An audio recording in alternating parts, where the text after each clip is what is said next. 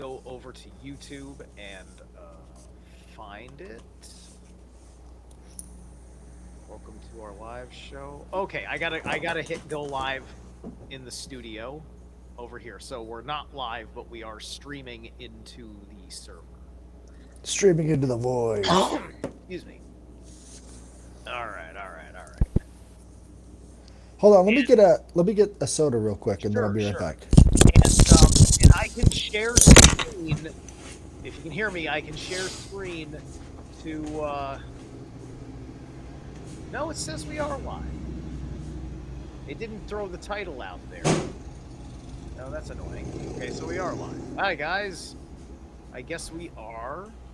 Yep, we are live. Okay, all right. Sorry about that. I thought we weren't. Because I had to jump into the system properly, and didn't even title the. Such a pain in the butt. How's it going, everybody? So, my buddy Headless Giant is back. He's very excited that I'm talking about the Jews because he can't help himself. So, we're gonna talk about some of his extensive knowledge, his knowing of the research and the backstory on Flavius Josephus, and some of the various errors that he made in his accounts, some of which are thus far knowledge in Oh, come on, kitty. Don't do that. this Let's not play that annotation. game. Oh, kitty, come on. Oh, the cat Don't is fucking attack with my the mic. cords. The cat is all over that mic, isn't it? All right, now I'm good to go. All right, gotcha. All right, let's see. It was Giants, and let's see, and if my keyboard could please work, and Josephus in context. I will maybe make that a better title later. There we go. Now we got a title. People know what we're talking about. What up? Bane Bear is here. Bane Bear is an old friend from the Ohm Benjamin community. Strong man, picking himself up after some lows. Love you, man. Good to see you here. All right. So, if you guys have been paying attention, my current series has been The Jewish War by Flavius Josephus, who was a Roman Jew. If I've got my understanding correct in this moment. This is a very on-the-fly thing, and I'm very much in a learning as you go. I'm a very feral person, so this is how it works, and then it all kind of comes together in a moment of genius. So, so Headless, tell everybody about what you know about Flavius Josephus to set up how you know your shit on this topic. Well, to really get to know the Jewish wars, I think you got to start at the Maccabees, right? Maccabees 1 and 2, I think, is vital for understanding the rest of the Bible, and hardly anybody does it. But what you'll notice is between the time the Jews are fighting Antiochus in this sort of holy war, where they want to be the only ones in command of the temple. They don't think the Greeks should be there. They want to fight against the Greeks. They want to sacrifice the Greeks. They are engaging in this kind of religious slash revolutionary war against the Seleucid Empire. And that is what's sort of brewing here below the surface. And then from that point, you can kind of see where everything is. Gotcha. So Okay. from there, that's when Josephus, way back in the, I think it was 2nd and 3rd century AD that Josephus was around, you can really get a good context for what he's doing and who he's doing it on behalf of. Gotcha. The Maccabees. Have you ever looked into Maccabees? The book of Maccabees, right? Yeah, it was included in the Septuagint. Okay, this is oh wow. Oh wow. So is it not in here? I was hoping that my interlinear scripture analyzer had the book of Maccabees in it. And I'm looking through the Old Testament list and I don't think it's in here. Really? That's Yeah. interesting. Yeah. Because what we see in the book of Maccabees that really brings a lot of Josephus's work into focus is the idea about this second temple. And so in the book of Maccabees, it starts off real easy talking about all of the stuff in the temple was taken, all of the things were destroyed, but they don't say why. And whenever you're talking about Jewish history where they tell you what happened, but they never tell you why, that's when you should start to pay attention. Yeah, yeah, those were my observations in once we hit part 2 when I actually jumped into the actual accounts that Josephus primed you for, right? I read the translator's prelogue, then I read Josephus's preface, and that was part 1. And then I sunk my teeth into chapter 1 proper in part 2, and I'm just like, so wait, what is this all about? Why are these people? This is where's anything about the women? What about the women? And then I started to say, I bet this is the fucking dragon mothers fucking driving the men crazy, Mm, right? right. So, in the book of Maccabees, it's really interesting. They talk about. I can pull up the text if you want. Maccabees 1 and 2, verses 1. Okay. Let me see. Now, the book of Maccabees is not written in the same poetic style as the rest of the Bible. It's not written in the same what style? It's not written the same poetic style. Okay, okay. I notice that almost all of the apocryphal texts are a bit off style from the rest. There was Right. definitely a certain literary emphasis choice that was part of the proper selection process um, involved there, because that's what I noticed when I read like the Book of Enoch, right? Right. Two very distinct things. It was very nuts and bolts narrative driven as he's seeing like the structure of like the angels and their things and all this stuff. And then there was also like, where's God? This is like God's angels. Where's fucking like where's literally God?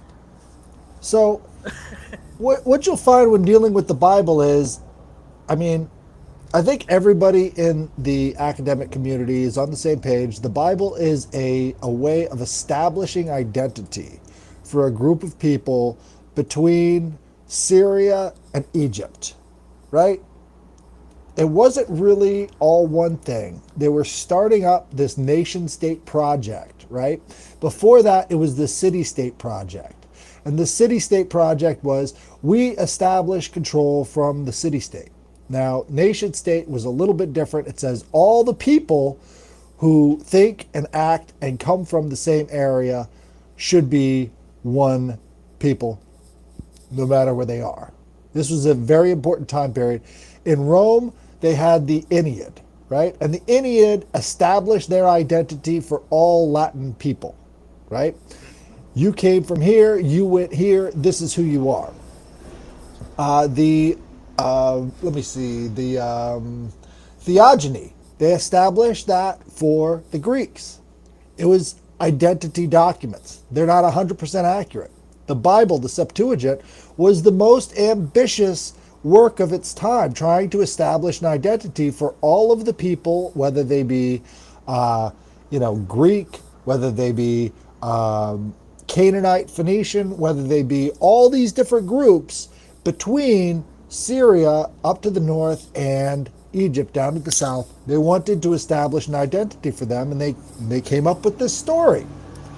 And so in Maccabees 1 and 2, this is the most important part of the entire Bible, is because they're engaged in revolution against the people occupying that region. And if you know anything about that region, you know that it is often occupied by enemy forces. They don't really have an identity established. They're usually the vassal state for somebody else, and every couple of years, another army pushes through, trying to go, up into Europe, down into Egypt, over into Asia.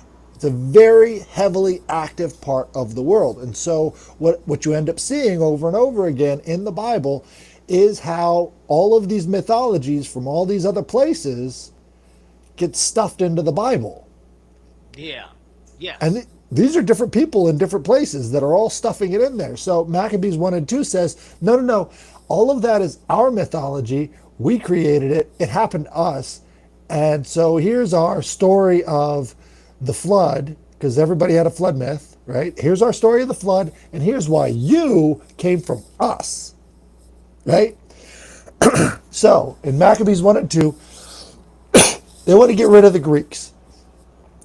And this is in the first printing of the Bible. And nobody ever talks about it because the Bible is supposed to establish them as a separate identity, as this new Jewish identity, which didn't exist before the writing of this book. And they wanted to consolidate all the peoples in Israel or having to do with the Jewish diaspora into one thing. So there's plenty of evidence that certain aspects of the stories of things that happened with Jerusalem are based on mythologies of wars in heaven and assaults on Mount Olympus and so on and so forth, right? So that's a big aspect of what that is. I mean, Samson and Hercules. I'm at this point where I look at the nation of Israel. Not to dehumanize anybody because of the sensitive times about this subject, and let's be fair, we can all learn a lesson about being human during all of this. Is that I look at, that's Jerusalem in Israel. That's neat. We have a Jerusalem in Connecticut too, except we don't brag about it because nothing special happened there, and I don't think anything special happened over there either anymore. Right, but what I think the Jews really understood well is that you can't have a holy people without a holy land. Right? You cannot have a identity without something to tie it to. And this is where we're at today, is they're continually trying to purify their holy land of anybody who's not part of that identity group. Yeah, and that's total bullshit, right? Like I just had Thomas Sheridan on, right? And the one of the first questions I asked him out the box is advice for someone who is not going to have time to go to his ancestral lands to feel the history that his ancestors had, and so on and so forth. I'm here in the Americas, in the Northeast. There's the Native American stuff, which are cousins but not ancestors, right? And he had a good chit chat with me as a good lesson for everybody about how you have your pagan relationship with the land that you're on now, even if you are not ancestrally connected there, right? And so that's something that these people ought to learn instead of living by conquest that way, right? And this is a pagan idea coming from a Norse thing that's a warrior culture, right? But that's there, right? That's so what I think is really interesting about this new dynamic that they were setting up with the Bible that you see in Maccabees is that they're taking a whole bunch of people that have their own lineages and they're saying, actually, you're Jewish now. And so the Canaanite Phoenicians, who are having the Punic Wars at this very time point, they're being told by the Bible, you're not actually worshiping Baal Hamon. What you should be worshiping is Yahweh. And a lot of them say, Absolutely. That's a great idea. And the reason why they wanted the Canaanite Phoenicians is because these people were rich beyond imagination. They So had, here's a good question. yeah.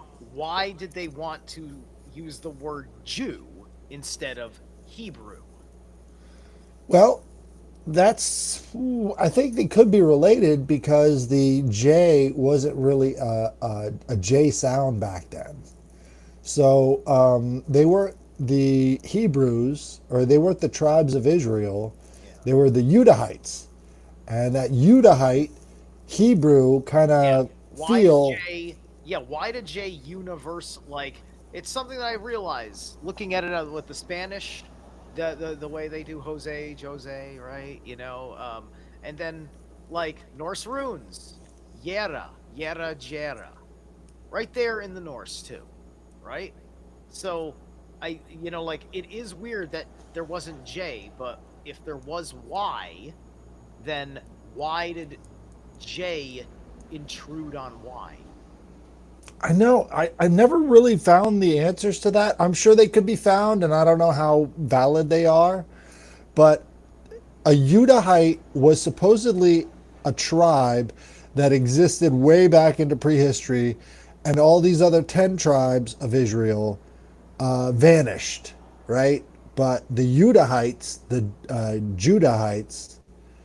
the tribe of Judah, remained. And so the only ones that they could verify, again, 12 tribes of Israel have been a big point of contention, and lots of other people say that they're part of the last 10 tribes. But this Judahite nation was what's left of the Hebrew language. Gotcha. All right, all right. And so in Maccabees 1, I'll start here. Now, the thing a lot of biblical scholars from the religious perspective don't like to do is they don't like to talk about the intertestamental period. That's the portion of time from the last book of the Old Testament to the first book of the New Testament, Mm. right? And Maccabees 1 and 2 specifically and only talks about the intertestamental period. Josephus is way after the intertestamental period, but I don't think you can talk about Josephus without talking about the intertestamental period, because his entire worldview is shaped by the intertestamental period, having to do with the book of Maccabees, having to do with their fight against Antiochus Epiphanes. Antiochus, if you didn't know, all scholars agree, he's the model for the Antichrist.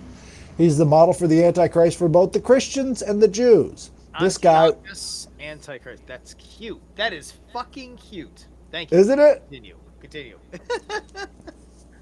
So it starts like this. After Alexander, son of Philip the Macedonian, who came from the land of Kittim, has defeated Darius, king of the Persians and the Medes. He succeeded him as kings, had previously become king of Greece. He fought many battles, conquered strongholds, and put to death the king of the earth.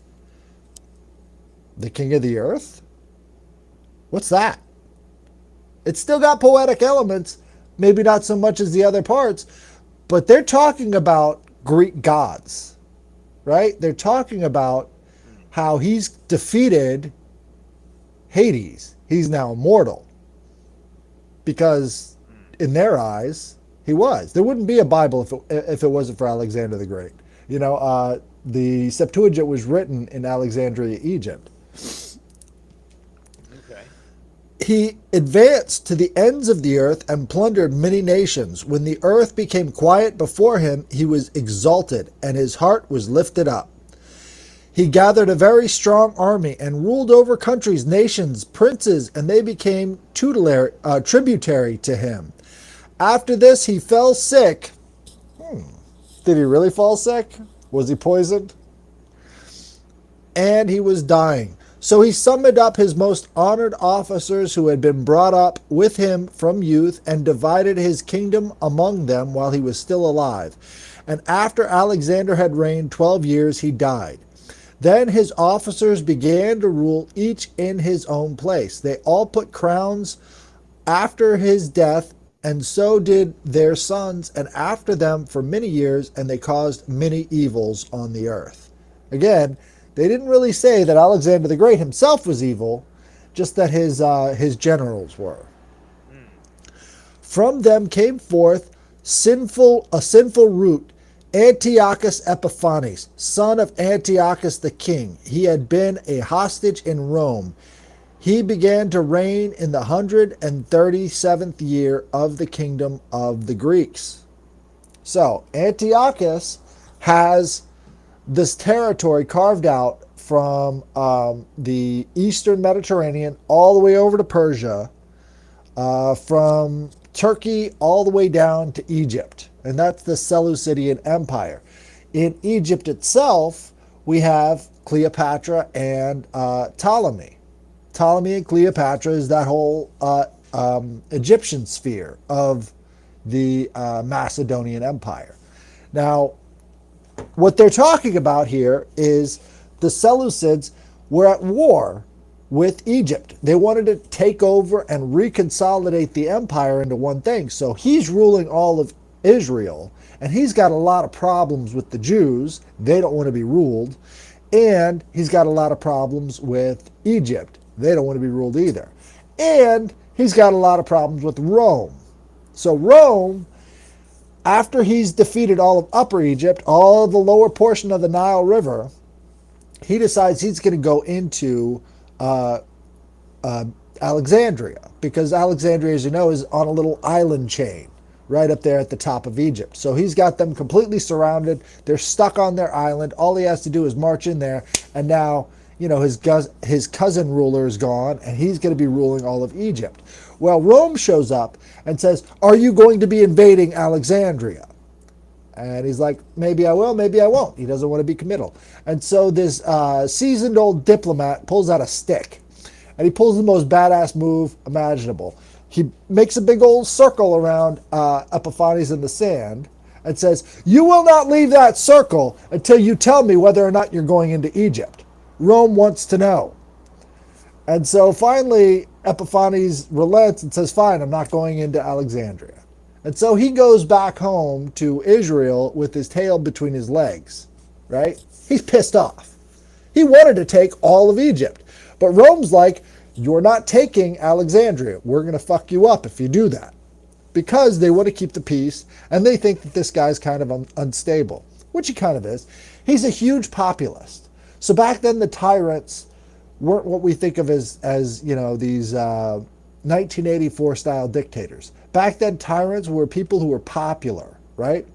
If you were a tyrant back then, you were a popular person. You're throwing out gold to everybody. You want to have their love as opposed to wanting their fear. You want your enemies to fear you, and you want your friends to love you. So Right. he's in this bind where he wants Which, the you know, entire... that's hysterical, right? Like, Trump's literally Hitler. Trump's a tyrant, right? He's a popular guy. I mean, in the popular conception, that's what it means. And that's why they're so big on how bad populism is. We need to stop populism. I don't know how many times have you heard that, but that was more of a 2016 thing. When people realized that they were saying, "We don't want you to have a choice, all of you plebs," because that's what they're saying with populism is, we don't want the popular guy to win. We want our guy who divides everybody up and doesn't actually let them coalesce in any sort of meaningful block. But anyways, so Epiphanes was dejected, right? And so he's coming home, and this is where we pick up Diodorus of Sicily's account of Epiphanes' empire. Diodorus of Sicily says, as Epiphanes is coming back, he realizes that the Jews he put in charge have now been ejected from their posts, and they've got a whole different group of Jews sitting in their place. And so the Hellenized Jews, the ones who wanted to work with Greece and wanted to have their religious, ceremonies and festivals to be smooth sailing, no crazy Jewish revolutionary actions, nobody going out there killing a bunch of Greeks in the street, nobody going out there and destroying and, you know, rape, robbing, and pillaging, you know, all the things that you would associate with like BLM and stuff like that. They love to do that in Israel. That was their thing. This is how we show how much we're pissed off at you, is we light things on fire and we tear things up. So The Jews specifically went into the temple, got rid of his cousin, who was the high priest of the temple at the time, and they said, "We rule this thing. God is in charge." And Diodorus of Sicily, as well as several other accounts, says that they were getting ready to sacrifice a Greek man in the Hebrew temple. Now, at this point in history, human sacrifice had been banned by Greece and Rome for 1,000 years. But to celebrate in Israel for And this is them, in heathen times, right? well, again, they claim in the Bible that they were following God and they were only monotheistic, but there is absolutely no archaeological evidence for that. So, Well, no, no, no.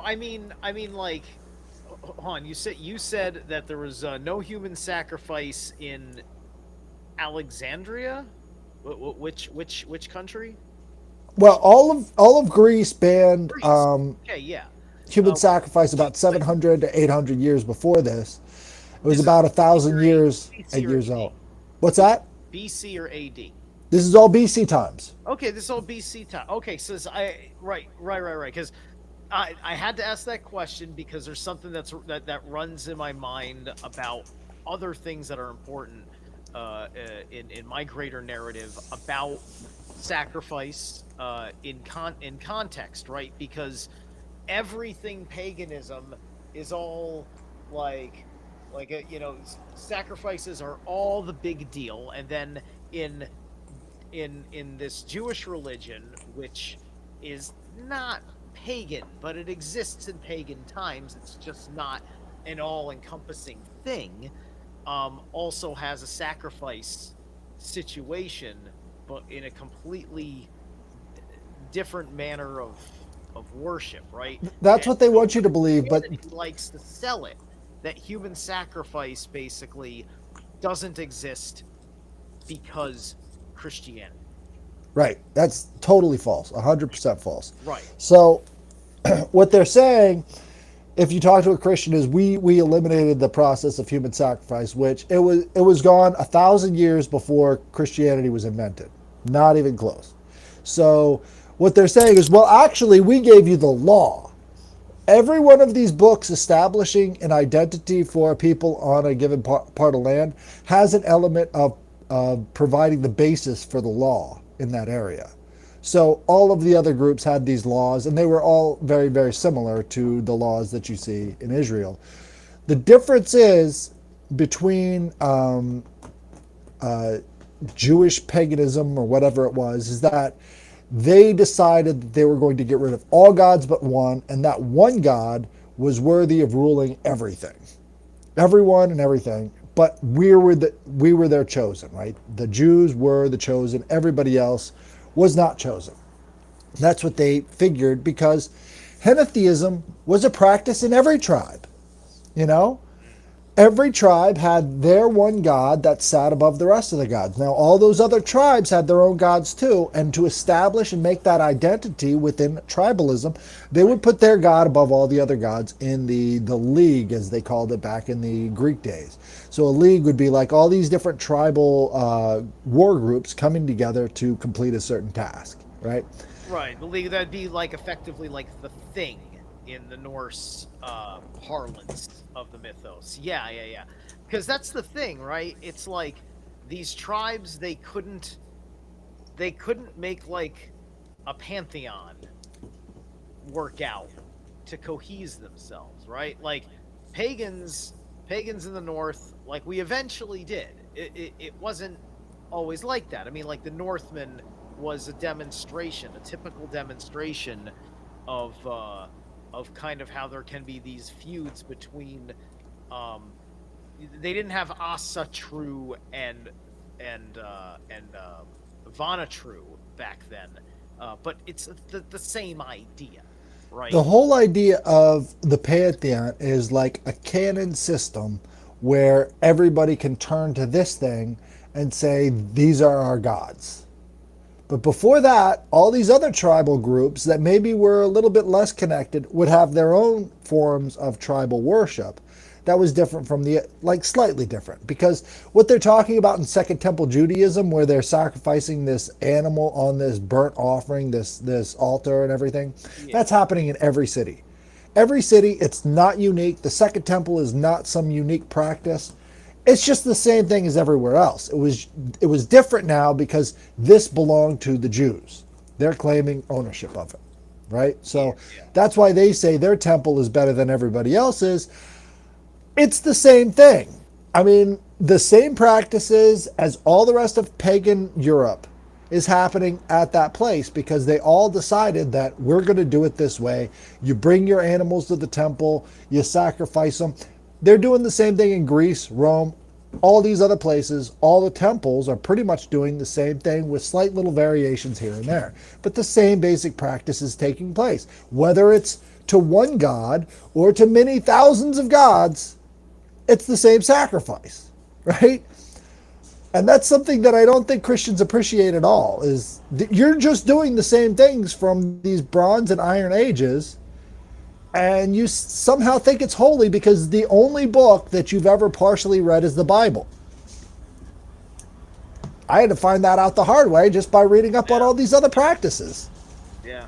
It's like that for these guys because like they've got way too many effing problems they don't want to deal with personally, and they just need to get on with life, and they need a release valve for their unremarkable uh um uh Condition. ness, not really unremarkableness, but just like I don't know, whatever like sinful life they meander through and try to do a good deed here and there and then just ask for forgiveness about the whole darn thing and Well, I think what it is whatever, is right?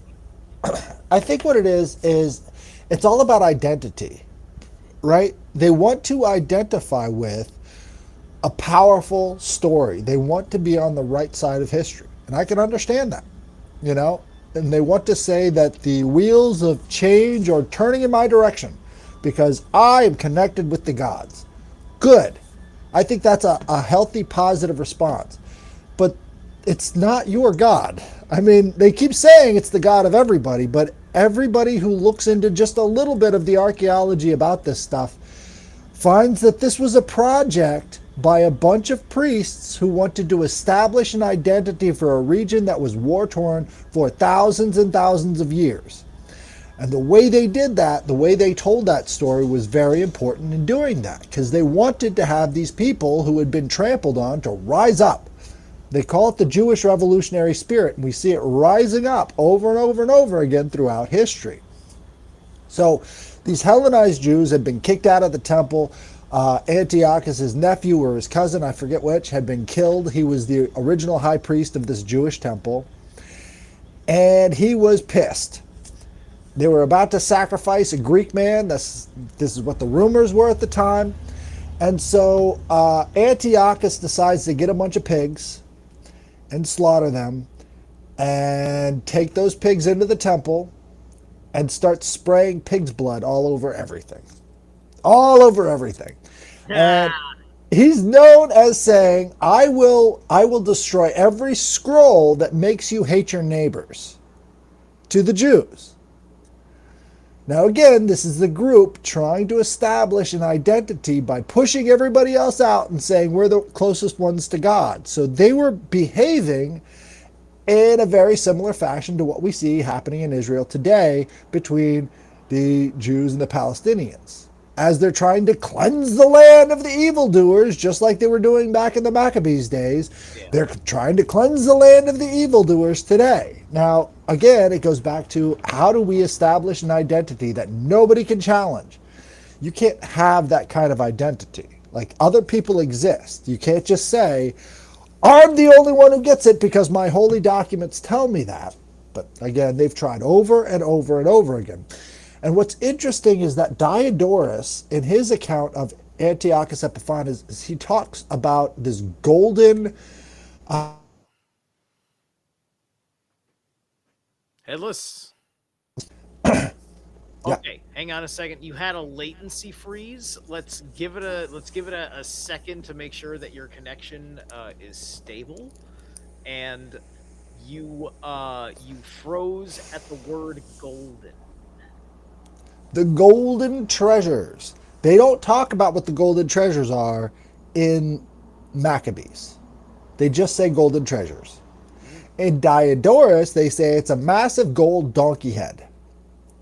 A donkey head, you say? Yeah. Ah, well. There's one god I can think of that isn't Jesus Christ that's associated with donkey, and I don't like him one bit. Okay, so this guy is an interesting guy because this kind of brings us into Josephus. Hmm. Because Josephus wrote this letter called Against Apion, where he says, we Jews don't worship a donkey. And if we did worship a donkey's a good animal. It's much better than the other animals that you Egyptians worship. But he's doing something that is facile and sophist, which is he's taking the object and replacing the meaning. So if a Christian reads that part about the donkey head, they're not going to know anything about what the hell Josephus is talking about in Against Apion. But what he's talking about is this god Set, the Egyptian devil. I was right. Right. So, I didn't say it, but everybody knows I know about donkeys and set. So anyway, I right. don't think I can't even think of. I don't think there's any other god that has that kind of a little horse type, like that takes the donkey, the jackass, or whatever. It's like Set's like the only one, and he. Syncretized to Typhon in Greece, right? So Typhon is this, massive monster with all these tentacles and everything else, and who's trying to destroy the god of this world, this Zeus character, right? So Typhon is trying to destroy Zeus. You've got Set trying to destroy Osiris, right? It's this constant battle. This is how they characterize the struggle between good and evil, is this Typhonian monster character. Now, the Jews adopting the idea of Set as their god shows you the first satanic inversion, which is where they're taking all of the good things from the pagan times, and they're reversing and flipping them and saying, no, no, no, it's not polytheism. It is one God, and that one God is the evildoer in your religions. Therefore, he's going to smash your religions. It's real simple. That's why they wanted it, is because they wanted the energy of this opposer spirit. And even today, you'll still catch Jews saying, well, on Passover, that's the day that Hashatan decides to advocate on behalf of the Jews. So one day out of the year, Satan is our God. And it's like, what are you talking about? That doesn't make any sense. Well, it's because it doesn't have to make theological sense. They're making a magical ritual to say that all other religions will be subservient before us. That's why they have satanic inversions. That's why we have them today, is because they're trying to do the same thing. It's a magical formula. It's not necessarily about the beliefs involved as much as the phraseology involved. And the phraseology in this case would be, our guy smashes your guy. And our guy is the one that is opposed to your guy, and always has been. And so this is why they feel free writing all this polemics about polytheism and all the rest of this stuff, and how stupid you are for worshiping a camel, how stupid you are for worshiping these leopards. And they reduce it down. Do you know about abstraction? Yeah. There's two directions in abstraction: greater resolution and lesser resolution. And when you're making an argument against something and you're using an abstraction, you're going to want to be a reductionist. You're going to reduce the resolution to as simple as possible until that thing that you're arguing against is nothing but a straw man of what it was before. Now, there's a big trend in like online debate culture where they say, I'm going to steel man your argument. I'm going to make the best possible argument you can possibly make and then try and smash that instead. Because I'm going to be as generous as possible and still show that you don't have a very good argument, right? Which is a very different thing from that, opposite resolution. But what Josephus is clearly doing by abstracting the donkey head to just the animal instead of the, syncretism, is he's making this straw man argument. He's making this idea of eliminating all of that higher resolution debate about syncretism out of the equation, which is dishonest, Right, right? Let's right. be honest. Also, I wanted to mention going back to talk about Antiochus being kind of an antichrist figure. We were talking about the tyrant being the populist as such. Apophis. Now, Apophis is like a snake, Right. but Apophis is also has deeds that play out in a more of a hominid kind of form as well.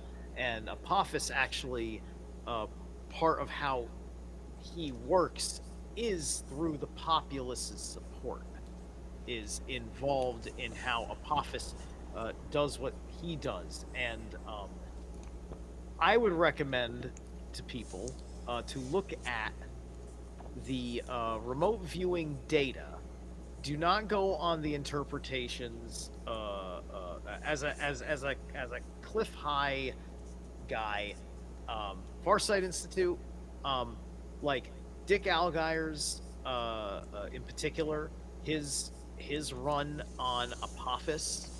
Uh, you sit there, you look at that, and then you think about Donald Trump, and you kind of realize the one-to-one equivalency, right? And like Set, Apophis is an anti-god, not just a god in a contention state with other gods because of man having a fight. These are anti-gods. They Well, again, it's specifically this. exist to be the embodiment of not the right way. It's this. It's the symbol of the serpent, right? Apophis is the very clearly the serpent-like character, right? And so they say Apophis Typhon, but even Set slayed Apophis as well. So Apophis is slayed by not only Osiris, is also slayed by Horus. It's also slayed by, uh, you know, several other deities in the mythology, and it's not fully understood why all these characters are slaying Apophis over and over and over again. But Well, I think what it has to yeah, do the with is chaos element, the right? chaos element, right? Right. So So, that's why you do, because like you can't trust him, right? It's just like you're an evil guy, and but you need a crazy evil guy to do something for you in your crazy plot in which you're going to be the ruler of the fucking universe, and then you're gonna have to dispose of him. And you're the evil guy, so you got no problems. You don't have any fucking friends. There's no honor among thieves, right? well, This is it why I has go. this. So why do you want to worship these anti gods? You want to be treated like that the rest of your fucking life? What I think the Egyptians were showing is that even the anti gods like Set would still have dominion over Apophis because this primordial chaos can be put into balance by all these different other gods. And I think what they're talking about when it comes to Apophis is the Milky Way galaxy. And when you look up, you see that big line of stars right across the middle of the sky. And that is where I think they're talking about the source of the primordial chaos is in It that would big be, old. yeah, they'd be alluding to the Ouroboros, and Apophis would be of the that inversion of the infinite feedback loop, right? Because why have this thing, right? Why is the natural order in such a way that it is so necessary for mankind to not learn these lessons and to have the potential for Apophis to come again? Why can't cosmic forces bring an end to these detrimental destructive cycles and put us through constructive cycles instead?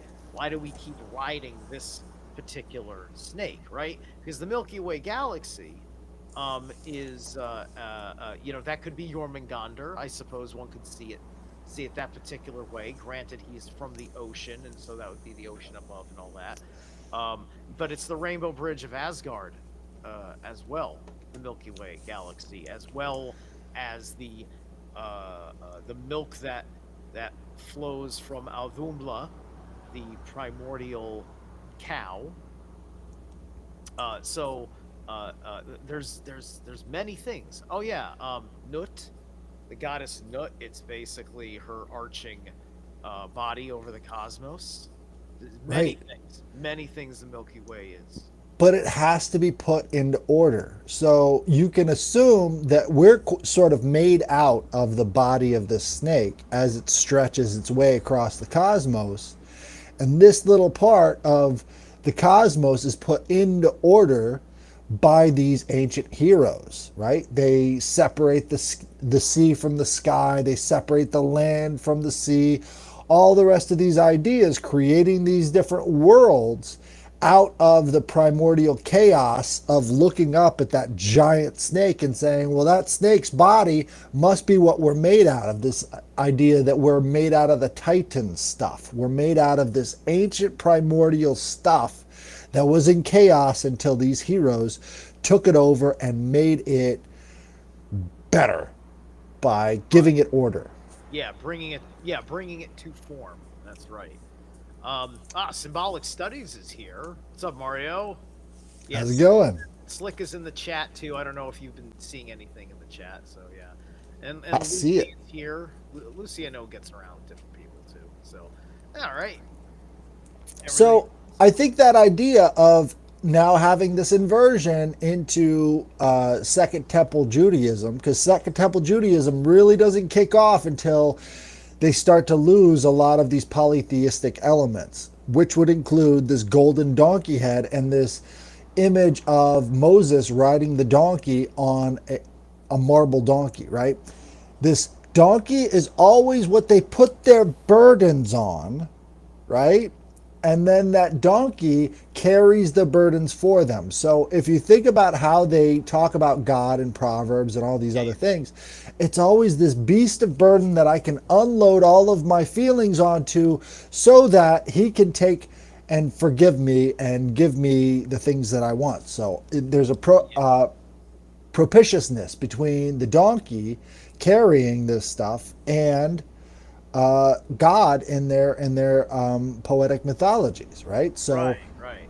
And the donkey, like, we're like looking at it in modern psychological manipulative parlance, right? So the Democrat Party with the symbol of the jackass is even though they are not the Christian party, they are ironically the victim party, right? Because they are emotionally manipulating Christians and basically trying to remove their authority of rational governance by saying you're cruel because you do not worship the victim we have placed upon this ass. right, And and that victim is a foreigner, thus set, just as Jesus was a foreigner to Jerusalem. right. Anytime you have this idea of the foreigner coming in, bringing that energy with them, you've got this really donkey type symbolism, and you find the donkey symbolism in Dionysus myths. He's riding the donkey as well. There's this idea of, well, this is the vehicle for how we smuggle in our ideas. We take it in through this foreign aspect, and you can see, yeah, the foreigners carried on the back of the Democratic Party. All these other ideas having to do with this foreign travel, bringing it into the city, laying down the palm leaves for the foreigner, is found all Now, over Hebrew mythology. etymology question. Earlier on, you mentioned a name, a Latin name, Apius, Well, what was that? against Apius, Apius. What does Apius mean?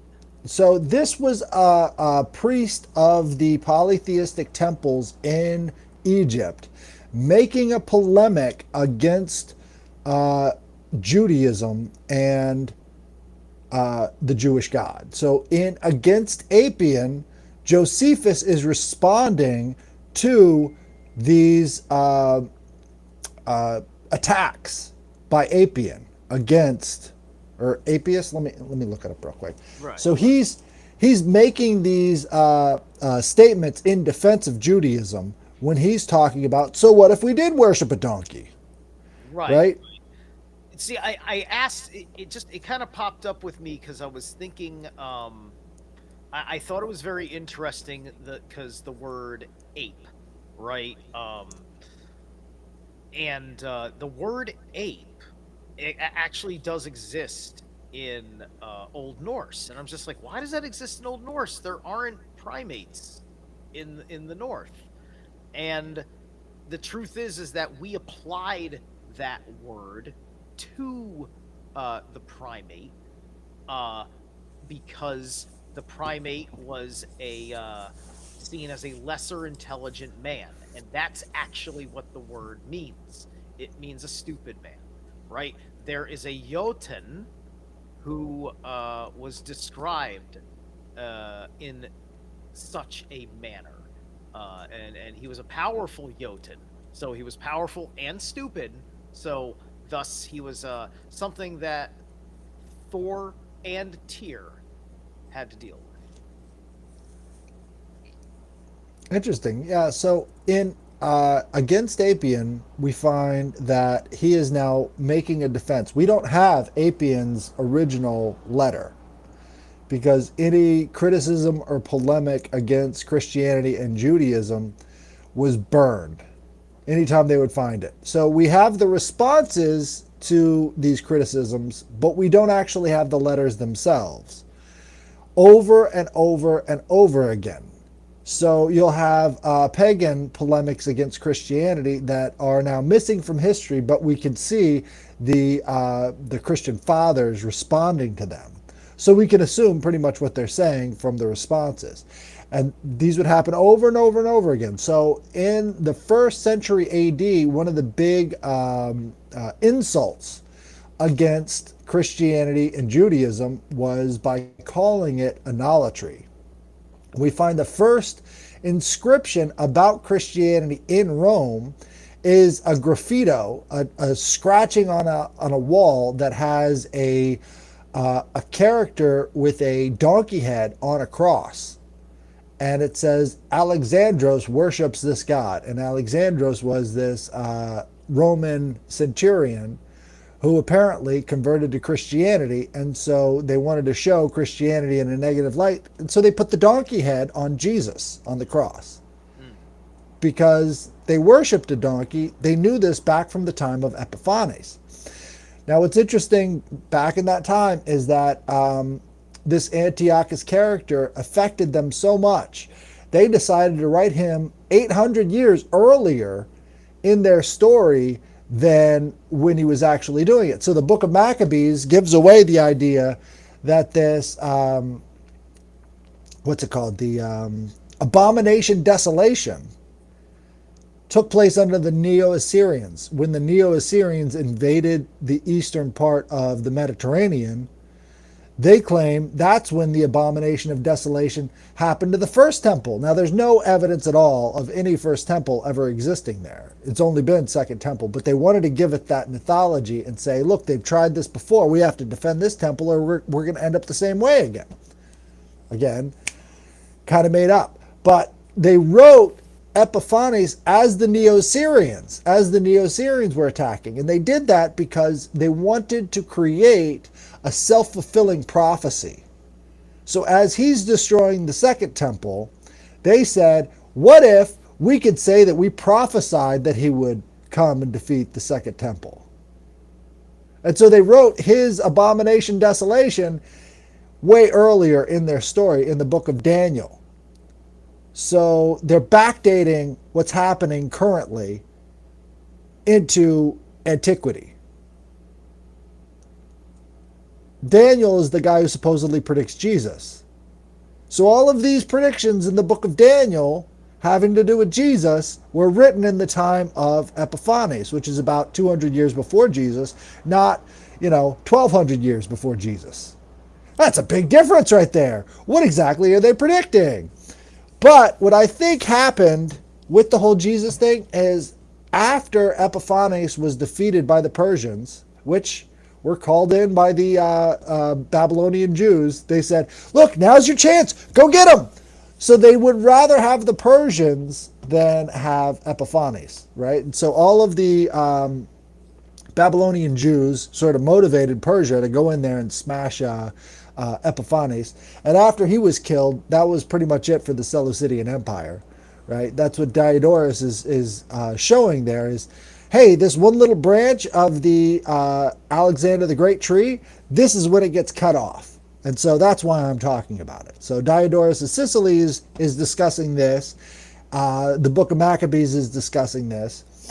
And it wasn't until the Jews decided in Greece, because pretty much anyone who worships this Yahweh character and does the whole Yah-O epithet is now invested in the future of Israel, because they said this is where Yahweh is at. Before that, Yahweh was kind of like this really ancient Ugaritic slash Sumerian kind of deity in the deserts around there. And so people had this vague conception of it. And when they would say, oh God, they would say, oh Yahweh or something. It was more of a exclamation than it was a, fully fleshed out religion. But, this is why you had to establish this identity document in the Bible to get all of these different people on the same page of who they're actually worshiping. So right. And they said you may call the God Yahweh, just like you may be a yes man. It's just and in some ways, it gets even worse because they go over there, Yahweh, right? Well, it was kind of like yes, I will jump off that cliff. It was kind of like just oh God, or ye gods, one of these sayings that would give you sort of like an ear, like, hey, I'm opening up the ceremony, I'm calling in this Yahweh character, and this Yahwism proliferated throughout the region. Well, it wasn't until the Yahweh believers up in Greece made up a phony genealogy and brought that over to the Spartans, of all people. They came to the Spartans with this phony genealogy that says, all the way back from flood days, you're actually related to us, just like they did in the Bible. And they said, please help us get rid of these Persians. We got rid of these Greeks, but now we've got a Persian problem. So please, all of you Spartans, go help your cousins over in Israel, because you were part of our group way back in the flood days of Noah. So they convinced, because again, it doesn't take much to convince the Spartans to go on a war campaign. I mean, they love killing Persians. That's their main hobby after all. And so they're like, yeah, whatever, I guess we're related to you guys. Let's go kill some Persians. So they get in there and they wipe Israel clean of the Persian threat. And this was during the ascendancy of Rome. And so shortly after, the Spartans say, all right, there you go, here's your place. So the Romans say, we're taking over. And this is Josephus. What? What's the Persians' business with them, right? Because the Persians are the Iranians today. So we need to know this, right? So what's the beef? Well, when the Eastern Mediterranean was seized by the Neo-Assyrian Empire during the Bronze Age collapse, well, it was shortly after the Bronze Age collapse, they cut off the Canaanite Phoenicians from Carthage. Right? They cut off Ugarit from the Turkic influence and the Egyptian influence, and they just said, we own everything in this Levantine area. And so they're constantly coming in to try and retake this Levantine area. So after the Neo-Assyrians did it, the Persians did it, and all these other empires in that sort of eastern push is coming through. This is their spot according to their own histories, right? And so constantly you see this, and Epiphanes thought, I'm this immortal warrior. I'm your gift from the gods. I have everything. And so he's going out on the battlefield. He thinks he's got it all under control, and he ends up getting killed by an errant spear, right? So there's really no more Seleucids after him. And the Persians are like, all right, now we can reestablish what the Neo-Assyrians did, and we can start to, take control of this stuff. Now, is this Zoroastrian times? I think it is, well, again, Zoroastrian times kind of faltered a lot after the Greeks kind of spread their culture and had this sort of Greco-Babylonian fusing of these gods. And so all the rest of the world went along with it because it was a better story than just these Babylonian gods, which hadn't existed for like 3,000 years, and they didn't really have a way of reconnecting to their gods on a multi-city state level until the Greeks came in and handed them that pantheon and said, look, here's your math, here's your astronomy, here's everything right here in this very tight package that you can use for your own civilizations. And they did. And it wasn't until the Roman times when they established, well, actually, our identity is Christian, that they had a whole new set of cosmology that shifted everything away from this other form of seeing the world. But they had very definite castes back then. If you were part of the priest caste, you were a teacher, you were a person to train and equip the laborers and the soldiers, and even the merchants, the seamen, the traders.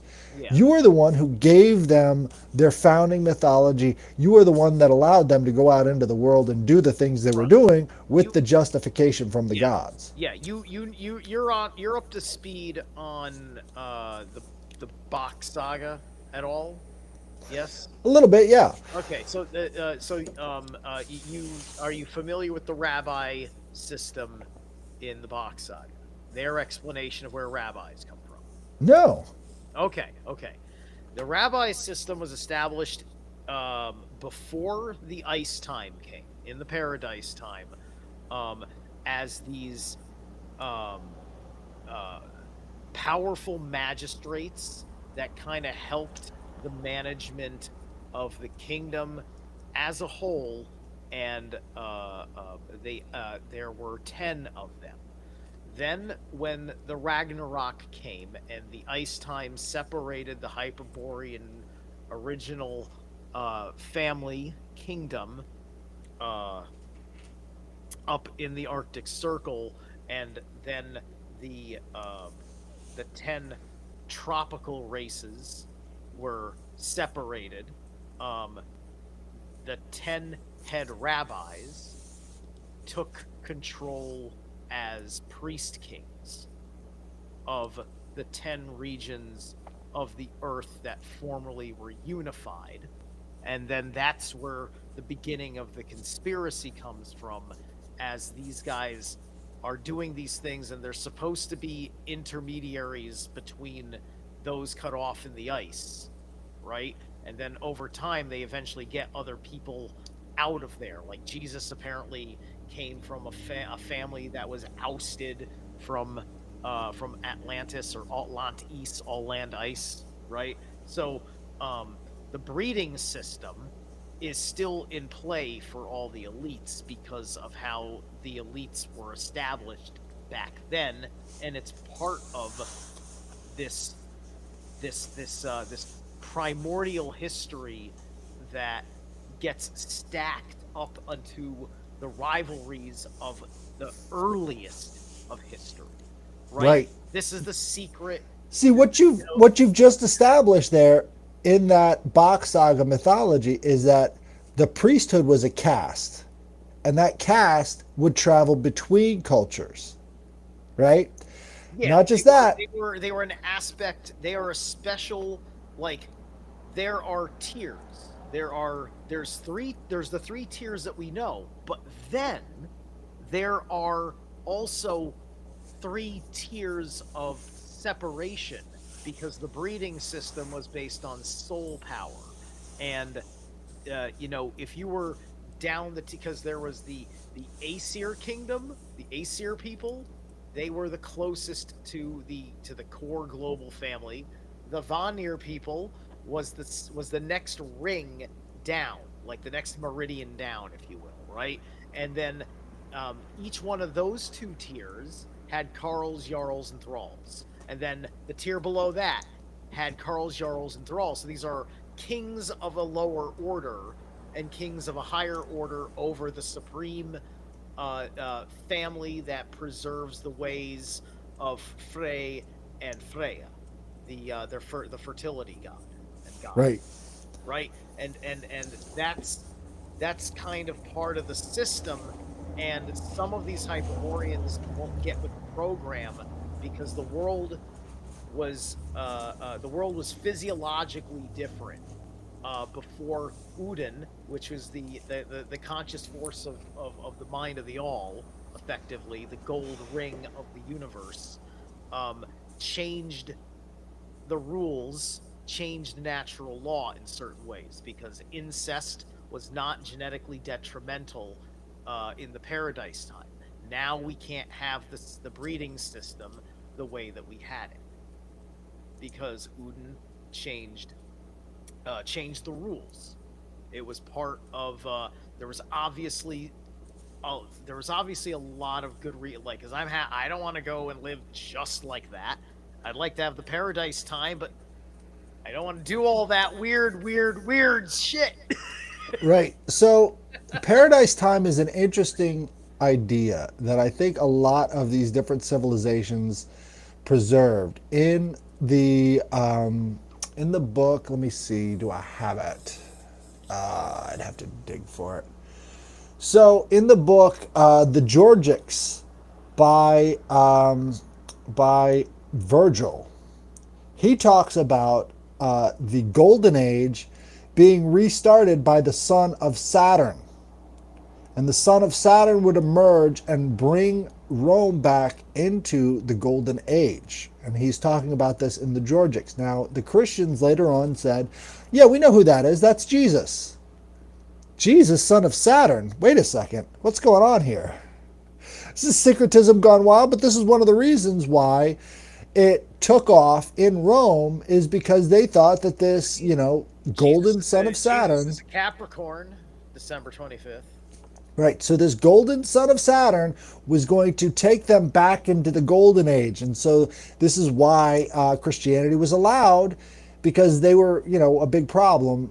If you look back and see the history of iconoclasm, everywhere they went, they would destroy all these other idols and everything else. But they were convinced because, Virgil was one of their biggest and best poets of all time. He wrote the Aeneid. He wrote Gorgics. He wrote all this stuff that was the foundational documents for Latin school children for hundreds of years by the time Jesus came around. And they're like, there he is. There's Jesus. He's the one Virgil's been talking about. They all knew the prophecies of Virgil because it was right there in front of their faces. So, this whole black cube of Saturn having to do with Jesus has to do with the cross, has to do with all that stuff. They were very aware of that too back then. And they just thought that, this son of Kronos, the son of Saturn, was going to take them back into the golden age. So they had this preset prophecy that they were working off of. The same way in Israel, they created the prophecies so that they could fulfill them themselves, and so that they could get their own hero king. They wanted that, right, hero king returning, bringing about the golden age.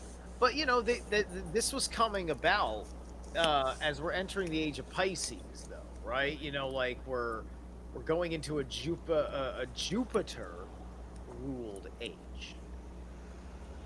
100 BC was a crazy time to live. Doesn't matter which tribe you were a part of, doesn't matter where you were at. You've got Herculaneum and what's that other town?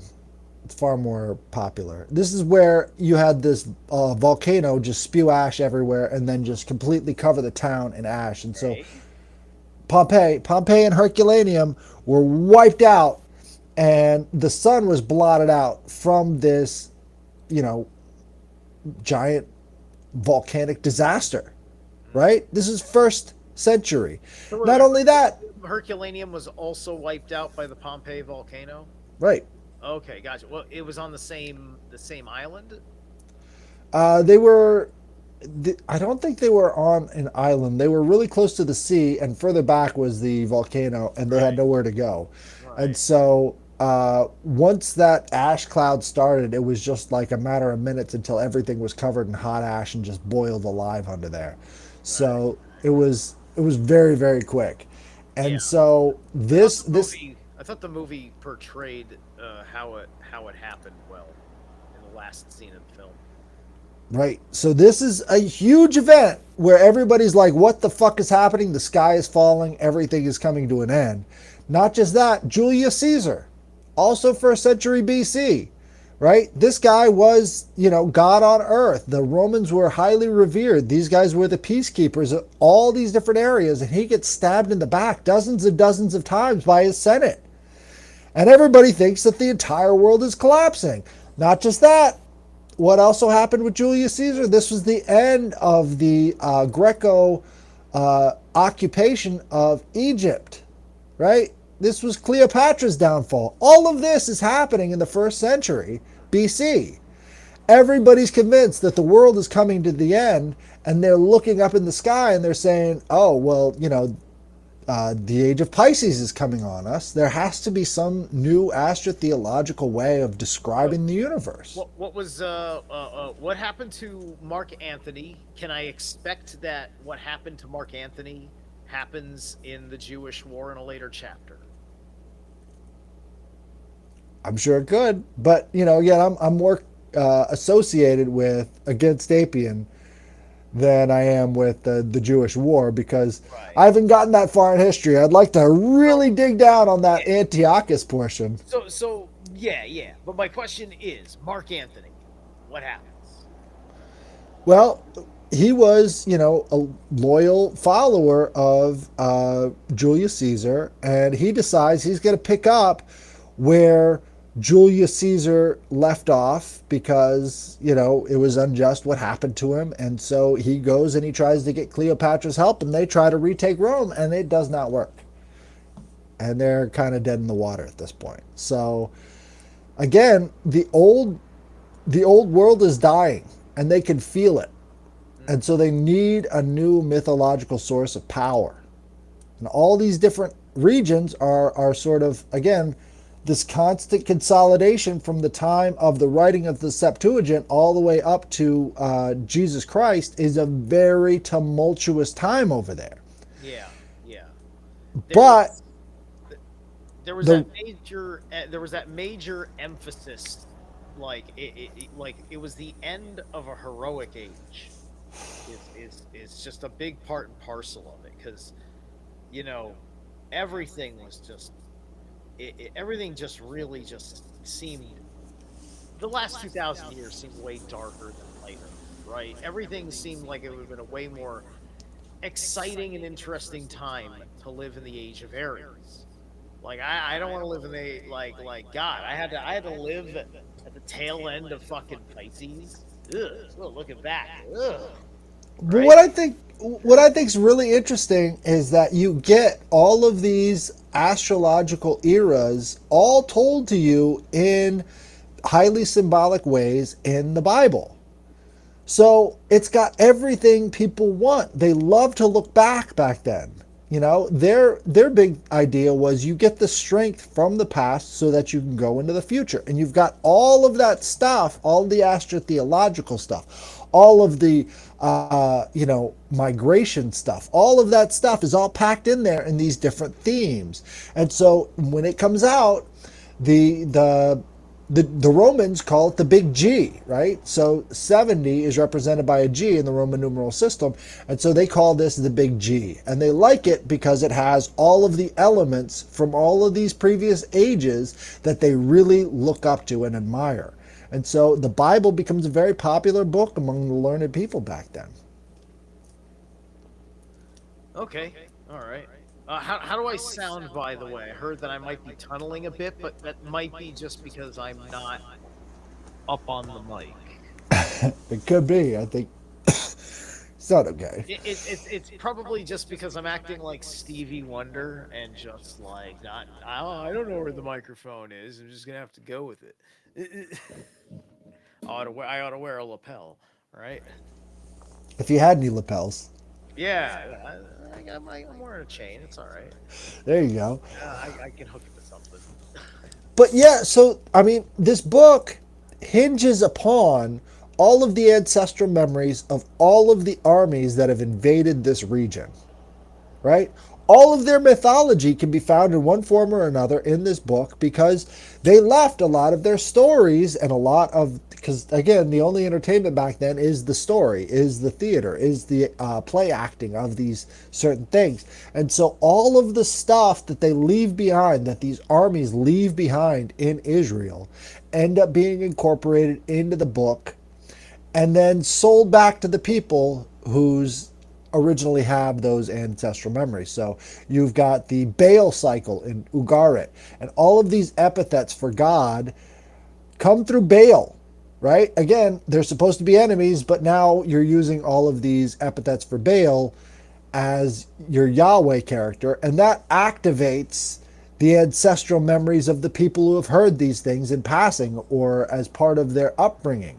And so you read the Bible and you're accessing all these ancestral memories. You've got the same thing happening in Greece. You've got the same thing happening in Rome. All of the ancestral memories of all of these prior time periods have been collected, consolidated, and put into this book that was written in a place where all of these armies have scarred it and brutalized it. So if you're talking about a magic spell, that seems very powerful to me. It's reaching out and grabbing memories from all over the world. Yeah.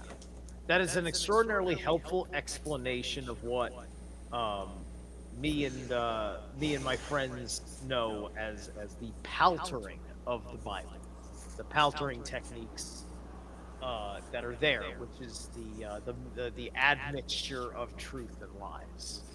Right. And it's written in Alexandria, Egypt, which already has a very robust community of palterers who have used the idea of these different mythologies and consolidated them together and made them readable as a work of art. And back then, it wasn't necessarily a definitive, this is what happened, as much as it was, this is the story we're telling, and we hope you like it. This was the Hollywood of back then. And it's no coincidence whatsoever that you would have all of these Jews from, Russia and the Baltics coming over to America and taking over Hollywood. And it's the propaganda is that if you can convince people that in some primordial fashion that the people you're fighting are descendants of Cain, and you're a descendant of Seth, right? Yeah. Right? Seth. Seth. You're a Sethite. You're like a human. These guys are monsters. They're fucking monsters, right? That's the subtext, right? Because in the mythology, the Canaanites are the sons of the Nephilim. They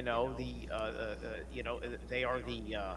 It's just the mythological excuse for why there are monsters in the world for your Jewish folklore work, right? Well, so the Sethites mechanism. What is Seth Greek for? It's for Set, right? Set, an Egyptian. Mm-hmm. And so they're happily proclaiming that they are Sethites and they worship a donkey, and it all goes back to Egypt, and it was written in Egypt, and you're telling me that they didn't understand what they were doing. I don't believe that. Hey, I you don't know what? believe that. All of this, I'm gonna plug. I'm gonna plug the Temple of the White Dragon, Black Earth Productions. If you go to Black Earth Productions YouTube channel, there's the Betrayal of Thoth. There's two videos on it. Um, if you have no familiarity with that channel, you might want to at least start from the beginning of the Magi Grail Shaman series to hopefully be able to uh, pick up on the reference points that he is talking about. But the Betrayal of Thoth is a 7-hour dissertation that gets into the Anyani massacre, the arrival of the Anunnaki, and the Draconians, and the Dark Syrians, and yada yada yada. And it's a whole thing about when evil arrived in the realm. Right? I highly recommend it. And you can research all the claims that he's making, and you'll find it. Trust me. Right. Well, I think when you understand that this is one of the first satanic inversions, when you understand that the Jews and Christians were called atheists by all of the surrounding cultures because they denied any kind of divinity outside of themselves, and you realize that this document was meant to establish an identity for these people living between Syria and Egypt, then you kind of get the fuller picture of what's going on here. Now, this is not our holy land. Just putting it out there. Look, Job in the Bible was supposed to be an Edomite.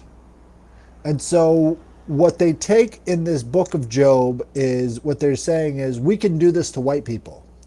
We can take everything they have and they'll come back and still worship our God. That was one of the goals. The book of Job was a goal of theirs. And it's one of the oldest books because this is how the Canaanite Phoenicians operated. They wanted to put their priesthood above everybody else's priesthood, and they exported them all over the world. Canaanite Phoenicians sailed all the way around Africa and into India. There's no reason why they couldn't have made it to America. We've had historical researchers make the trireme that they would have used in the Carthaginian times and sailed very easily across the Atlantic. They come from a very ancient culture. Our alphabet comes from the Canaanite Phoenician alphabet, right?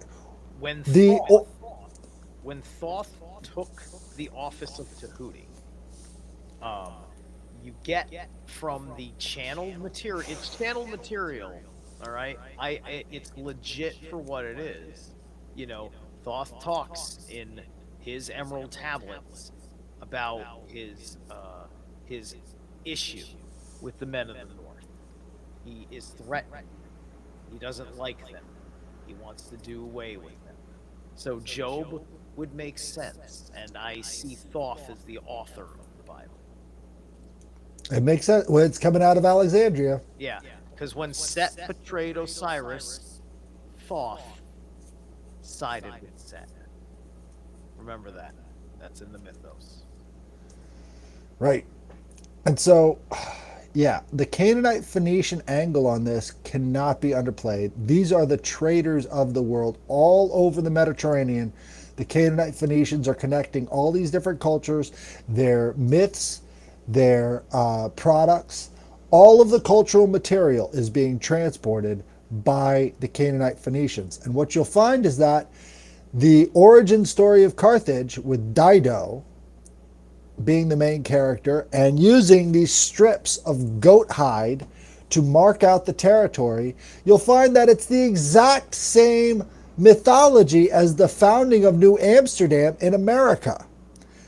That's not an accident. The way they established New Amsterdam, or New York as it's called today, was done the exact same way as Dido did in Carthage in northern Africa.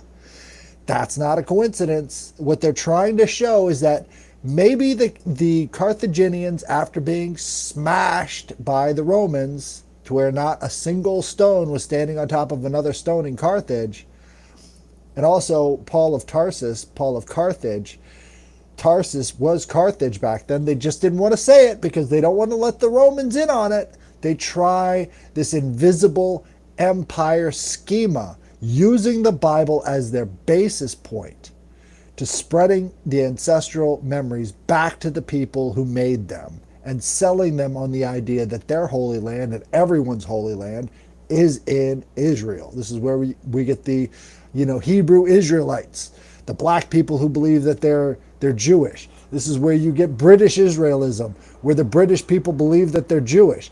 Everybody wants to be part of one of these 10 lost tribes of Israel. It doesn't make any sense. It's being injected. It's the what's it called from Dune? The Protectiva, right? The Protectiva. You've got these priestesses going out there and spreading the mythology so that everybody thinks they're part of the same story, and they keep finding these similarities. That's what the Canaanite Phoenicians did everywhere they went, is they spread a story that worked for them, and they became an invisible empire. And that's sort of what we have today, is this invisible empire ruling everything. They became the Venetian traders in Venice, right? They didn't go anywhere. They took hold of the idea of these secret societies as being the drivers of civilization, and they started manufacturing culture. This is where you get the Freemasons. You're on mute. You're on mute. I can't hear you. Hello? Zerlath? Oh yeah. Sorry, I freaking muted it off. But anyway, uh, they were. I wanted to know, was my echo better? Because I turned down my speakers. I think it might have been my speakers causing the echo. But anyway, um, I was making the point that, like, this is part of, like, the whole Jewish conversation, is that, like, we're not just, when we say Jew, we're just not talking about, like, oh look, just any Jew, right? you know it's like this is coming from, as the Bach saga explains, they're still doing this breeding system thing, which is why they're perceived as incestuous pedophiles, right? Because they're keeping up the breeding system, because they only want to have the leaders that have uh, the High King's lineage seed in the system, and so they are that seed link, right? So they never become the leader of that nation, but their half-breed son is going to be them, right? And then this is probably why we keep hearing things like, "Oh, wasn't Hitler a Rothschild or something because of some Jewish maid, or no, some Aryan maid and a Jewish man who's half Jewish?" I Like, think I think what I've demonstrated is that the idea of Judaism as an identity is pretty much made up, and it was a vehicle. Again, Judaism becomes the donkey, right? So you can use this idea of this made up identity of Judaism as a vehicle for an invisible empire. And you can use the dichotomy between Judaism and Christianity to push your agenda. You can use the dichotomy between Israel or Judaism and the other Abrahamic religions, Islam, as a vehicle. And it's through this conflict that you can then promote the ideas of the invisible empire. And nobody has to know that the people who wrote your alphabet are the ones behind it, because, hey, who even thinks of that stuff? Right? So this Canaanite Phoenician architecture that's been granted to us through their interplay of trade, right? Again, law of the sea. You want to talk about sovereign individuals versus law of the sea? yeah, Canaanite Phoenicians, they invented law of the sea. They've always been in charge of that sort of stuff. And the inner orders of the inner orders are definitely Canaanite Phoenician, in my opinion. It's just, it couldn't be any more clear. But you have to dig into the history. You have to know about Hannibal Barca. You have to know about Carthage. You have to know about Spain. McCarthy is from Carthage. And we're talking all over England, all over Ireland. You've got these McCarthys running around who are said to be blessed by God. You think that's a coincidence? Cartagena in Spain is a Carthaginian outpost, right? These were not just the traders, they were also the high priests. And if you have that kind of control over both the trade and the priest class, Yeah. you're going to have control over all the minds in society. So McCarthy, you would have Mick, which would be son, and then you'd have Carr, which would be like the Carls, Jarls, Carls, Thralls, right? Merchant class. The Phoenicians, the Venetians, right? The merchant class. So yeah, no, absolutely, and the writing system. Because the Etruscan runes are pretty much determined to be somewhere in that Phoenician relationship, aren't they? Right? Okay, well, you've got Linear A and Linear B, which was the writing system before the Bronze Age collapse. We're talking like 1200 BC. Hmm. We can't read Linear A or Linear B anymore, right? They introduced a new. So basically, after the Bronze Age collapse, everybody in Greece couldn't read anymore because they had lost so many people in these Trojan wars, in these wars against the Sea Peoples, and all these other things. They had Right. lost so much that they couldn't read. So they took on a new alphabet from the Minoans because the Minoans were Carthaginians. The Minoans, Okay. Tyre, Sidon, Byblos, Syria, Lebanon, all of that stuff was Phoenician, Canaanite Phoenician. One of the reasons why they called, Canaanite Phoenicia, Phoenicia is because they rose again after being the Minoans and having their society collapse completely out there in the Mediterranean Ocean. And if you look back at the Punic Wars, every every Carthaginian believed that Sicily was theirs because it was theirs in the Minoan times. Now, we don't get the idea of Canaanite Phoenician identity anywhere in our society. Do you know what Canaanite Phoenician identity would be other than the Bible? No, right? That's our only connection to it. But they were the sellers of purple. These guys had a dye that every royal person in the world wanted to get their hands on. These Myrex snails, right? Yeah. They wanted to get their hands on it because it had some kind of magical property that allowed them to rule. Maybe that whole royal purple sellers idea is still the same idea as the Pope that came on later on. The Pope was the kingmaker. The sellers of purple were the kingmakers. You had to have the purple, right? And so in the ancient world, you've got these oracles that are coming out of the east, coming out of that region. It's not so unlikely to think that they had this sort of priest class that they would export with all of the goods that they were taking all around the Mediterranean. They just carried all their myths along with them. So we don't have the conception of Canaanite Phoenician identity because it's too all pervasive for us to even see it. Right. Well, that I think it's all pervasive because we have the most established understanding of the Phoenician aspect of it. But this is going back to the Sea Peoples Federation, which is one of the missing links to what Atlantis was. I actually brought this up with Thomas Sheridan, which I had told him about that because I felt like it complemented his work on Ireland's relationship to Atlantis, right? And he agreed with me that or at least said that there was something to. He was saying there was something to it. He isn't saying that he doesn't know if I was right, but he liked where I was going with it. That the Sea Peoples Federation may have been a like a southern breakaway, and then there was a northern breakaway that went up to Albion, right? And Are you sure they were going up there and not coming from there? What's that?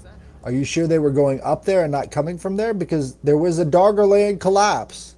Well, that's the thing. That's the thing. It depends on what portion of history. Because in the very beginning, yeah, they would have been coming down from there because because the closer to true north in Helsinki, Finland, you were at that time, which was the center of all civilization.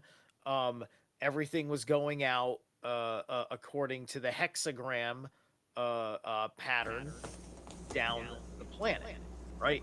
And so that would have been right up there. But then, Cataclysm, people would have fled over the sea from Cataclysm.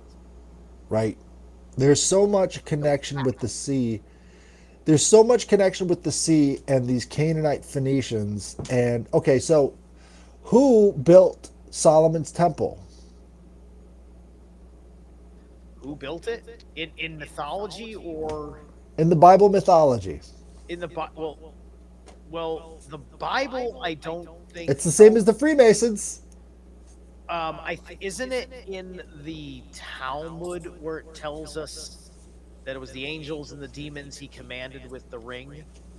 Right? But they needed an architect to make it look Well, we're talking about Hiram Abiff, right. Where right? did Hiram Abiff come from? Um, wasn't he one of the? He was like one of the rabbis, or he was a prophet. Tyre and Sidon.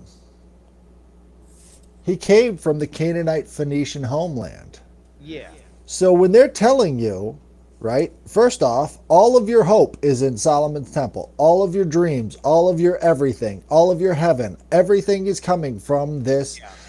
Solomon's temple. Uh-huh. And they're telling you the Canaanite Phoenicians are the architects of Solomon's temple. You should listen to them. Yeah. Okay. You see, this is already making me see like that mythological shakeup because in Norse mythology, there's the famous story of the walls of Asgard to be built. And the walls of Asgard, in order for them to be built, a particular Jotun who was not to be trusted, who was a stone builder, they had to strike a deal with him. And there was a time discrepancy on the deal. And this Jotun, uh, uh, what did he want? He was gonna take, he was gonna take a wife. He was gonna take a wife. I Did think you read it? Freya, I think, or something like that. Yeah, the Valknut. Yeah. The Valknut is associated with the six pyramids at Giza, all including the three little ones. Where does the Valknut show up in the art of the Norse people? It's under the legs of Sleipnir. It's under the Right. legs of Sleipnir. What is It, that about? The well, pyramids yeah. being a portal. Think about it. The what being a portal? The pyramids Right, right, right. being a vehicle like Sleipnir. Yes. Yeah, yeah, yeah. Absolutely. I mean, that's the whole bit. One leg in each realm. That's the deal. Boom. Yeah, yeah. But what I was saying was about the Norse myth was is that so Loki comes in. Loki's is the anti god. You know, like so like they can't trust this guy and they can't trust Loki, but it's got to be done, right? And is this the same story where I think this is why? Yeah, I think this is where Sleipnir comes from too. I think this is the story where he seduces the other horse, the male horse, because I think that spectacle distracts the Jotun or something, and then he doesn't finish the wall on time, so he finishes the wall and he doesn't get paid for it effectively because he broke his end of the bargain because he built it over schedule, right?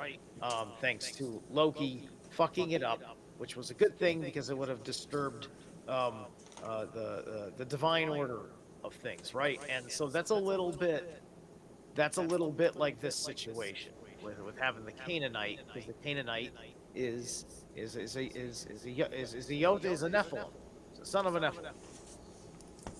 It gets so bad when you get into the Irish mythology. There's so much syncretism between theo- theology and the Bible. It's insane. Like the Right. names, the places, the things that they're doing, it's Yeah. all in both, and it's really incredible how well it matches up. And it's Right. like how is there such a syncretism between these two supposedly disconnected peoples? Yeah. I mean, the Irish mythology kind of, their stories are kind of a lot more like the Finnish, like in Kalevala, right? Because it's more about, like, I mean, there's a the Who are gods the are very, they're told in such a human way, in such a historical kind of way, and Here's the thing. the So, Kalevala is kind of like that too. who was the first group of people to sack Rome? The Saxons. The Saxons sacked Rome in like 317 BC, and in the sacking of Rome, they were the first ones with chainmail armor, by the way, which made them like a really powerful force in the region. They just came straight down, colonized all of Italy. The Saxons, right? Mm. And then they sacked Rome, and Rome was squabbling over how much gold they had to make in tribute, right? And so, what the leader of you know this group of Saxons did is he took his sword, threw it on the scales, and said "Vae Victis," which means "Woe to the conquered." So when they sacked Rome and completely took over the place, they were forcing a hefty sum of gold to get their city back, and eventually Rome did. And within a couple hundred years, they dominated everything. That was the beginning of the Roman Empire. Mm. Mm. Okay, so that was the Roman Republic when the Saxons had sacked them. Right. Okay, okay, all right, cool, cool. But then they settled in the region before they were pushed out completely by the Greeks. And the Greeks pushed them out because they were having problems at Delphi. And so all of these tribes then rotated back around and went back up into England. So they took a lot of that mythology with them.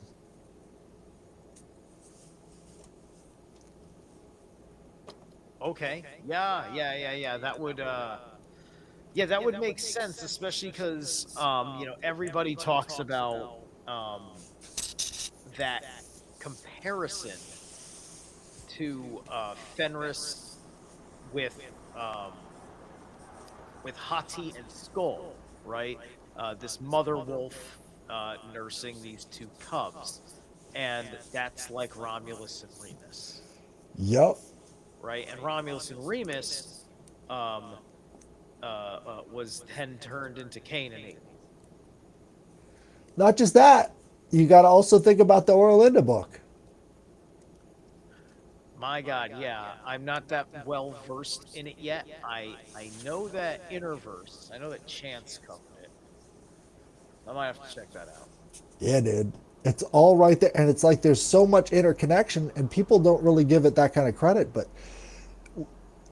I mean, look at the seven letters of Paul. Where were they sent to? Um, I Asia don't. Minor. Mm. And every one of those cities in Asia Minor were full of Saxons. They were Saxon colonies originally. That's weird, Mm. Mm. you know? Right, right. But Like Galatians. this does, between the Saxons and the Sea People Federation, like with the language stuff, right? Because knowing that there's some level of that traceable history, it's interesting to think that the runes have this connection, right? Because Etruscan runes, I've looked at them. There's all these different near runic systems are all very, very fucking close. Uh, in what symbols there are, and what um, linguistic value they have, as well as symbolic values, right? I And got one for you. yeah, So the book of Galatians is uh, supposed to be a letter from Paul to this place in Turkey called Galatia, the Gauls. That's one of their settlements. yes. In official history, Gaul is where Pontius Pilate resided. Right, that's in France. Right, right. According to the apocryphal texts, uh, Pilate was decapitated for allowing Jesus to be crucified. That's interesting. I Yeah, just think in the apocryphal text, the claim is, and I just talked about this the other night when I did the last chapter. I brought it up. Um, was that um, whichever, like the Gospel of Thomas or whatever, it's one of these that has some of that stuff going on, right? It's Caesar allegedly was sick. He had some sort of terminal illness, and Pilate allowed this guy to get Jesus killed. And he's like, "You motherfucker! He could have saved my life." Like, see, like according to that gospel, Caesar was furious because he wanted an audience with Jesus. right. Well, I think if I'm gonna map it out, I think what was going on was you've got this Canaanite Phoenician influence trying to capture the Germanic influence, because the next group of people, well, actually the third group of people who sack Rome is in what is it? Is it 580? I don't know. Anyways, it's in the ADs. Is the Christian Visigoths, right? So the Christian Visigoths are now fighting Christian Rome, and the Visigoths were the first ones to be converted to Christianity. So I think it goes back through those seven cities that are connected to the Gauls and to the Saxons and all the rest of these groups, that's why they become the first converts to Christianity. But that becomes really important later on, because after Rome reestablishes itself. Who was the Who were the initiates here? Oh, right. So Paul is sending the letters to these cities, and this is the books of Paul in the Bible, the epistles, right? And those are converting these Germanic peoples. Oh, okay. So Paul, so the letters that we know, these were persuasive, like the letters we know that go into the Bible. They were very persuasive, right? Right. Yeah, yeah. You see, because that's one of the funny things that I think goes on, right? I think when people think of paganism, they like to make it Satanism because they like to think of the stories of Rome and hedonism, Right. right? Not heathenism, hedonism, right? And when you actually look at it, it's actually the hedonists were the Christians, because they were the one that they were ruining it, because it was fine, they could be forgiven, right? They weren't in a pagan mindset, right? And this was serving them very well for being of a lower caste Ananias and Sapphira. who would never be as glorious as the gods. Do you know about Ananias and Sapphira? No. So in the book, I forget the book, but okay. So there were these two wealthy converts to Christianity, and they were told to give all of their possessions to the church. And they didn't give all of their possessions to the church, so I think the apostle Peter killed them. Ananias and Sapphira. It's an interesting story. I think it gets right to the heart of what you're talking about there, because Yeah, that's what? I mean, like, was there something established in writing that rationalized that? Did somebody start Bible thumping about it? Here's the thing. I think anybody who wants to have all of your possessions for you to be allowed in their club is called a cult, Oh yeah, sure, right? sure. That's what we call them today. But back then, apparently that was okay somehow. And in this cult, they said that well, you promised to give all your stuff, but you didn't actually give all your stuff. So it's really about lying. That's the official Christian interpretation. Yeah, yeah, yeah. Now that sounded like Roman names, right? So did that happen in Rome? I'll bet it did. Yeah, yeah. Okay, gotcha, gotcha. Just because, right? Like this is kind of part and parcel of the point of like, okay, Paul was making these letters that were appealing, but it also goes to show that a lot of Christianity was um, gonna wanted to start out messy, so they weren't Oh going to yeah, completely change your life. You know, I mean, Alexandria, you Egypt. were going to be under someone's jurisdiction, but it just So depended on who was in charge. in Alexandria, have you ever heard of the story of Hypatia of Alexandria? I think I may have heard the Hypatia story, but tell me because I don't know it. There's this great movie called Agora, and it stars Rachel Weisz as this female philosopher in ancient Alexandria. And at that time period, the Christians are just raping, robbing, and pillaging. They're destroying the Apis temple in Alexandria. They're just going on a BLM spree, right? They're easily one of the most BLM members. And they have this big death fetish. They love it when they make martyrs, and they love the feeling of feeding the poor and getting the poor people to riot for them. That was their big thing in Yeah, Alexandria. yeah. Go! Watch Jodorowsky's Holy Mountain. Well, the Jews decided that they weren't happy with the Christians in Alexandria, so the Jews decide to attack the Christians. They ambush them, and they pelt them with rocks, and a lot of them end up getting knocked out. They get really pissed at the domestic authorities. So the pagan The leadership. proper answer was thank you, sir. May I have another? Didn't you read Job?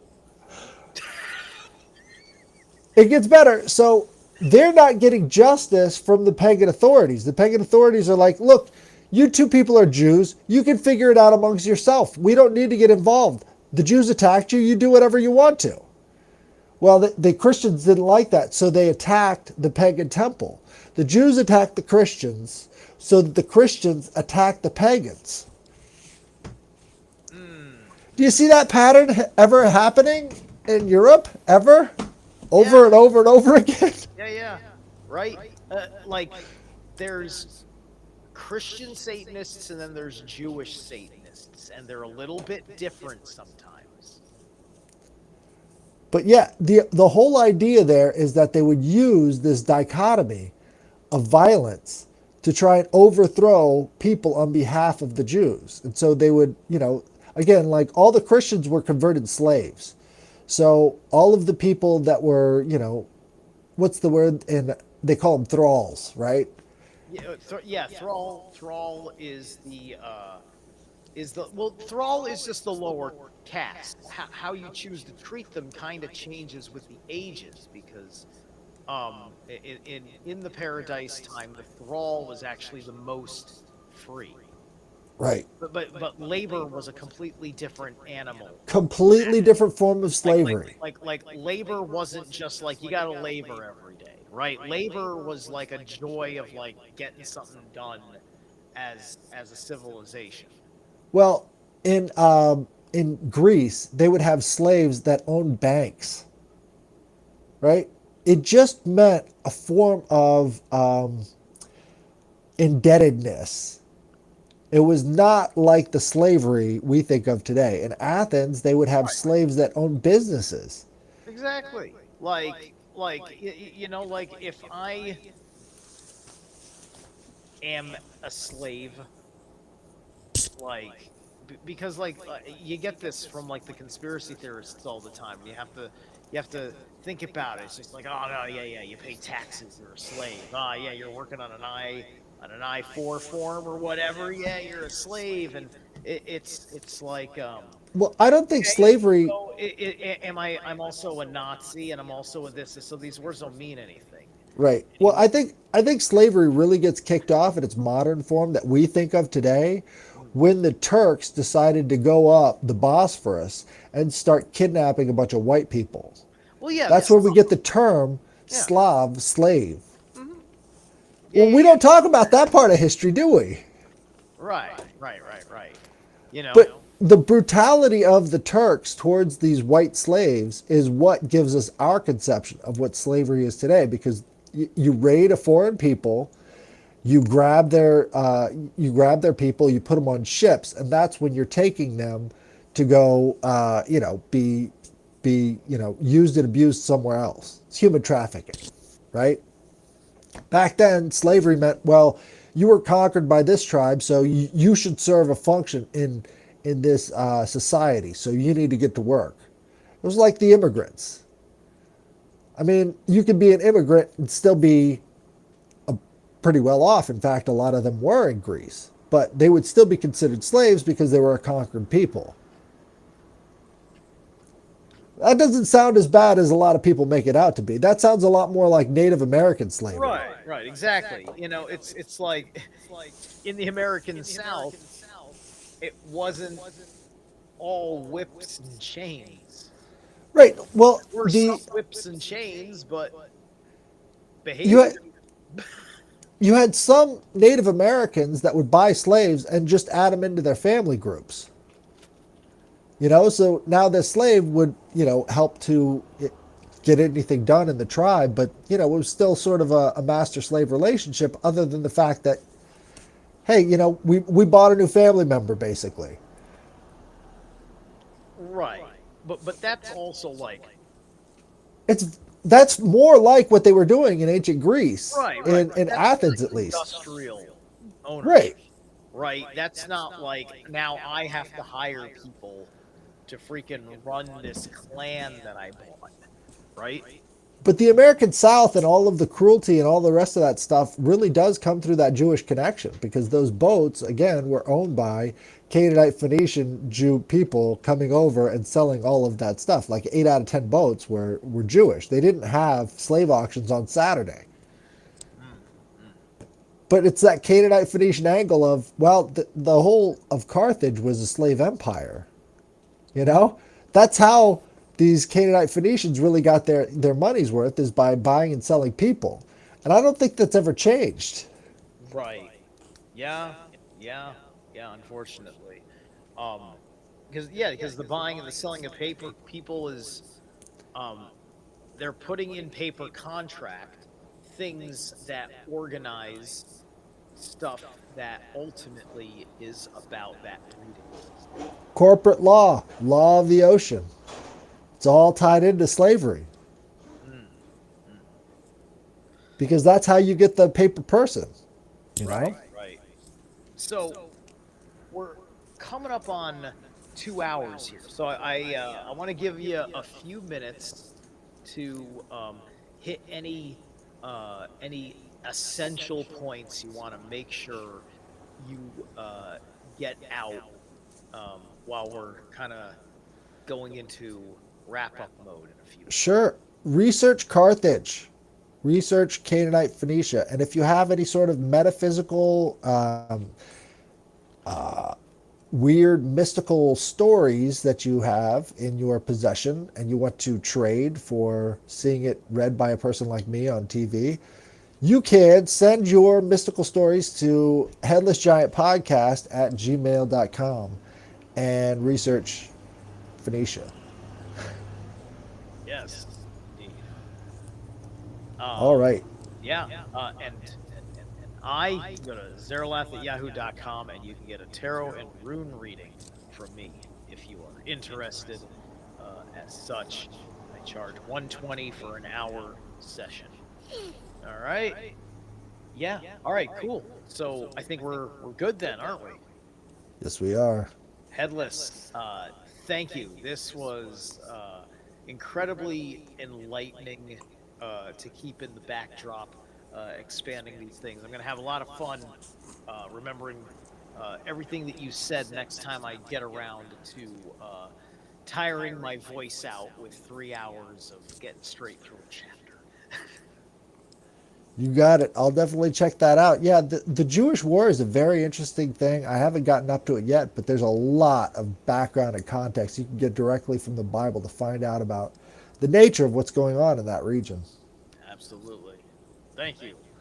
All right, guys. Have a good night, and I'll see you soon.